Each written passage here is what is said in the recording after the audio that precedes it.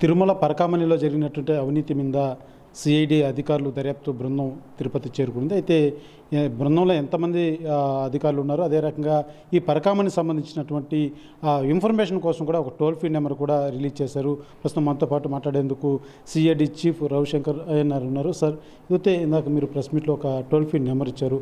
ఇది ఏ రకంగా ఇన్ఫర్మేషన్కి యూజ్ అవుతుంది? ఈ పరకామణికి సంబంధించినటువంటి బృందం ఎంతమంది ఆఫీసర్ చేరుకోవడం జరిగింది? ఈ దర్యాప్తు ఏ రకంగా సాగనుంది? ఈరోజు ఆనరబుల్ ఏపీ హైకోర్టు ఆర్డర్స్ మేరకు ఇక్కడ సిఐడి బృందం మొత్తం కూడా ఇక్కడ రావడం జరిగింది. నాతో పాటు దాదాపు 20 మంది ఇక్కడ ఉన్నారు. తర్వాత back office team at CID head క్వార్టర్స్లో ఇంకా 10 మంది దీని గురించి డేటా అనాలిసిస్ అండ్ ఇతర ఫైనాన్షియల్ డీటెయిల్ అనాలిసిస్ అన్నీ కూడా వాళ్ళు అక్కడ కూర్చొని చేస్తున్నారు. నాతో పాటు వచ్చిన 20 మందిలో మేము ఇక్కడ 5 టీమ్స్గా డివైడ్ అయ్యి టెక్నికల్ అనాలిసిస్ ఒకటి, ఫోరెన్సిక్ టీం ఒకటి, తర్వాత సీసీటీవీ ఫుటేజెస్ అన్నీ కూడా అనలైజ్ చేయడం జరుగుతుంది. నాతో పాటు మా లీగల్ అడ్వైజర్ గారు లక్ష్మణరావు గారు, తర్వాత ఎస్పీ గంగాధర్ గారు, ఇది కాకుండా 3 డిఎస్పీలు, ఇన్స్పెక్టర్లు అందరు కూడా ఉన్నారు. అందరికీ ఒక్కొక్క జాబ్ ఇవ్వడం జరిగింది. వాళ్ళందరూ కూడా ఈ పరకామణి స్కామ్ ఏదైతే లాస్ట్ ఫ్యూ ఇయర్స్ నుంచి జరుగుతుందో దాని మీద దీర్ఘంగా ఇప్పుడు దర్యాప్తు ఈ రోజు నుంచి మొదలుపెట్టినాము. తర్వాత ఈ రిపోర్ట్ అన్ని కూడా కన్సాలిడేట్ చేసేసి December 2 రోజు తప్పకుండా ఆనరబుల్ హైకోర్టుకి అప్పచెప్పాలని మాకు ఇచ్చిన టార్గెట్ మేరకు we will go head with that. అంటే ఇప్పటి వరకు దీనికి సంబంధించి మీరు దర్యాప్తులు ప్రధానంగా ఎవరైనా గుర్తించడం కానీ, అంటే ఎంప్లాయీస్ కావచ్చు, ఇతర ప్రముఖులు ఎవరైనా ఉన్నటువంటి దర్యాప్తులు ఏదైనా తేలిందా సార్? ఇప్పుడు ఈ రోజు నుంచే మొదలుపెట్టినాం కాబట్టి ఇప్పుడు హైకోర్టు ఇచ్చిన ఆదేశాల మేరకు టీటీడీ బోర్డ్ మెంబర్స్, తర్వాత టీటీడీలో ఉన్న ఆఫీషియల్స్, తర్వాత పోలీస్ డిపార్ట్మెంట్ సంబంధించిన ఆఫీషియల్స్, తర్వాత విజిలెన్స్ డిపార్ట్మెంట్, తర్వాత మన సబ్ రిజిస్ట్రార్ ఆఫీస్ అండ్ ఈ లోక్ అదాలత్ ఏదైతే జరిగిందో దానికి సంబంధించిన అధికారులు, తర్వాత దానికి సంబంధించిన డాక్యుమెంట్స్ అన్నీ కూడా తీసేసి దీర్ఘంగా దాని మీద విశ్లేషణ చేయాలని చెప్పేసి ఈరోజు ఇక్కడ రావడం జరిగింది. ఇప్పుడు దాకా యాక్చువల్ అక్యూజ్డ్ అని ఎవరిని ప్రధానంగా ఇప్పుడు మనం ఏమీ చెప్పలేము, ఎందుకంటే అంతా కూడా అండర్ ఇన్వెస్టిగేషన్ ఉంది. కాబట్టి పూర్తిగా వివరాలు అన్నీ కూడా తెలిసిన తర్వాత definitely we will be able to arrive at a conclusion. But ఇప్పుడు వెంటనే prosecutable evidence against any particular accused అని ఏమీ ఇప్పుడు దాకా ఏమీ రాలేదు. అంటే ప్రధానంగా ఏదైతే జరిగినప్పుడు అప్పటి బోర్డు కావచ్చు, లేకపోతే అప్పుడున్నటువంటి చైర్మన్ కావచ్చు, లేకపోతే ఇతర పొలిటీషియన్స్ సంబంధించి కావచ్చు, ఆ రకం వాళ్ళ కూడా దర్యాప్తు సాగనుంది.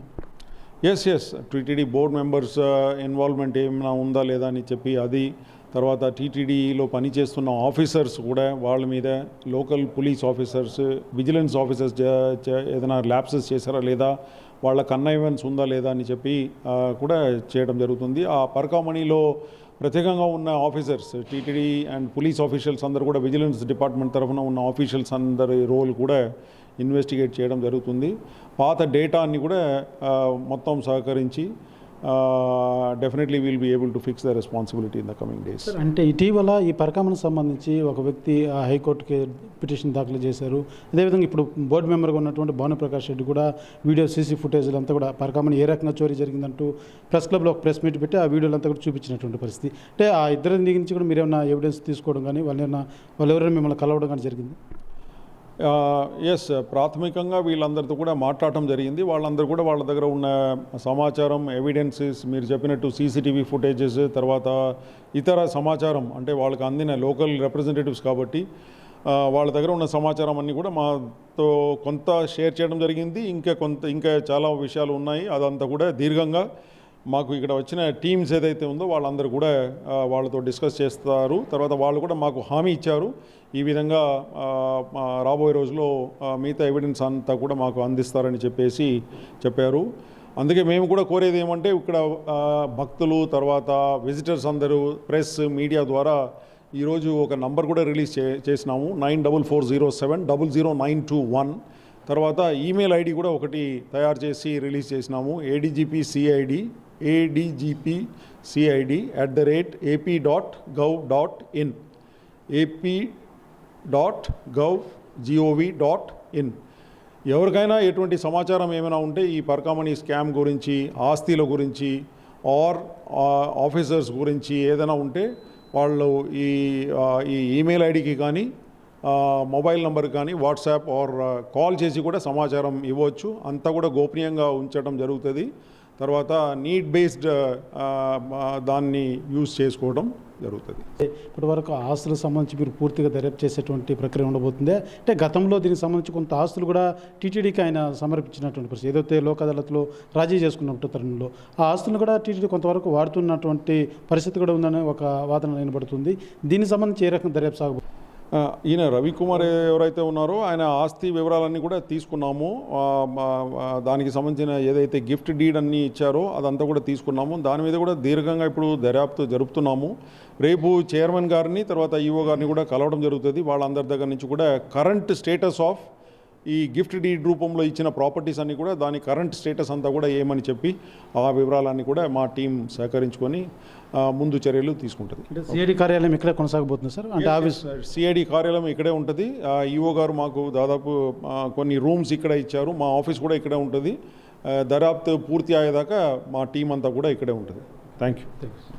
చూస్తున్నాం ప్రధానంగా ఈ యొక్క పరకామణి కేసు సంబంధించి పూర్తి స్థాయిలో ఇప్పటికే 20 మంది బృందం అంతా కూడా చేరుకోవడం జరిగింది. ఖచ్చితంగా పరకామణిలో జరిగినటువంటి అవినీతి పూర్తిగా ఆధారాలు కూడా సేకరించే పనిలో పడ్డారు. అయితే డిసెంబర్ లోపల ఏదైతే కోర్టు ఇచ్చినటువంటి గైడెన్స్ ప్రకారమే ఆ యొక్క ఆధారాలను కూడా సేకరించి దర్యాప్తు చేసి కోర్టు కూడా సమర్పిస్తామంటూ కూడా తెలియజేస్తున్నారు. అదే రకంగా రవికుమార్ సమర్పించినటువంటి ఏదైతే గతంలో రాజీ చేసుకున్నటువంటి నేపథ్యంలో అప్పుడు టీటీడీకి ఇచ్చినటువంటి ఆస్తులు ఏదైతే 14 కోట్ల మేర ఇచ్చినటువంటి పరిస్థితి ఉంది. అయితే దాని విలువ మార్కెట్ ఇప్పుడు 45 కోట్ల మేర ఉండొచ్చనేసి కూడా అంచనా ఉన్నటువంటి నేపథ్యంలో పూర్తి స్థాయిలో అసలు ఎలా సాగింది, రాజీకి సంబంధించి లోక్ అదాలత్లో ఏ రకంగా సాగింది, అదే రకంగా టీటీడీ బోర్డులో అప్పటి బోర్డు మెంబర్స్గా ఉన్నటువంటి వారు కావచ్చు, ఇతర టీటీడీ ఉన్నత అధికారులంతా కూడా విచారించేటువంటి ఆస్కారం ఉందంటూ కూడా సిఐడి చీఫ్ రవిశంకర్ తెలియజేస్తున్నటువంటి పరిస్థితి.